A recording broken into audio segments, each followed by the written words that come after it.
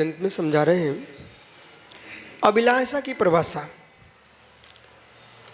आगामी क्रिया हेतु अभिलाषो इच्छा।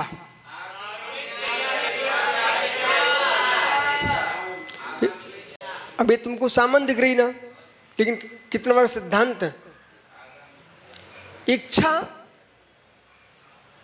होती क्रिया इच्छा नहीं है, वो अनुभूति है। आगामी क्रिया हेतु अभिलाषो इच्छा। आगामी क्रिया के करने की जो अभिलाषा है उसका नाम इच्छा है। जैसे कि पानी पीना है, पीयूष, ये इच्छा है। भोजन करना है, ये इच्छा है। आगामी क्रिया की इच्छा है। बोले आहार देना महाराज जी को, ऐसी इच्छा है। भगवान बनना है, ऐसी इच्छा है। आगामी क्रिया की अभिलाषा इच्छा है। अब इच्छा शुभ भी हो सकती है, अशुभ भी हो सकती है। शुभ भी हो सकती है, अशुभ भी हो सकती है, फल वैसा मिलेगा। तो भविष्य में होने वाले जो कार्य का हेतु है उसे अभिलाषा कहते हैं। इच्छा संधा उसी के नामांतर है। सदैव प्राणियों की, ये जीवधारियों के जब तक मन है तब तक उनकी इच्छा समाप्त नहीं होती।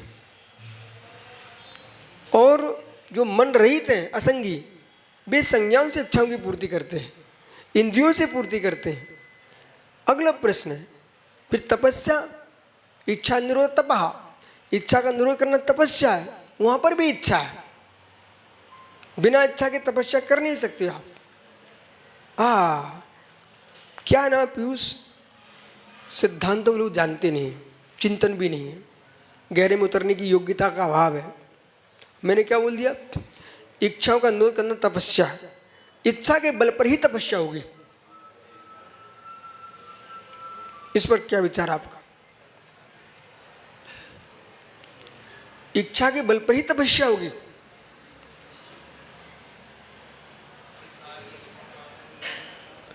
देखो, संसार में काम इच्छा है। उस इच्छा के बल पर ये साधु संत में दिखाई दे रहे हैं, जगत दिखाई दे रहा है, सारी जातियां सुरक्षित है। ये किस के बल पर?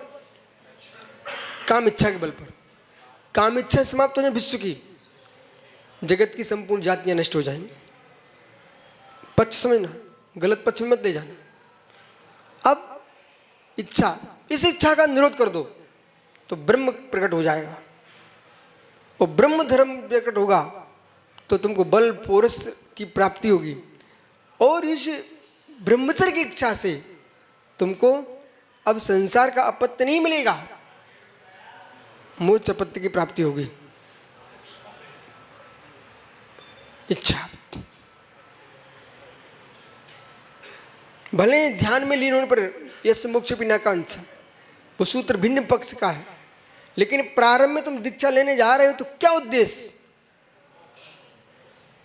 इच्छा क्या है? मोक्ष। और जितनी गहरी इच्छा होगी उतना श्रेष्ठ चारित्र का पालन करेगा। जिनको मोक्ष तत्व से प्रीति नहीं है सुभग सागर ही, उन्हें संयम से कोई मतलब नहीं। अब संयम से मतलब कोई बात नहीं है, तब भी जी रहा है व्यक्ति तो कम से कम आजीविका तो चल रही है।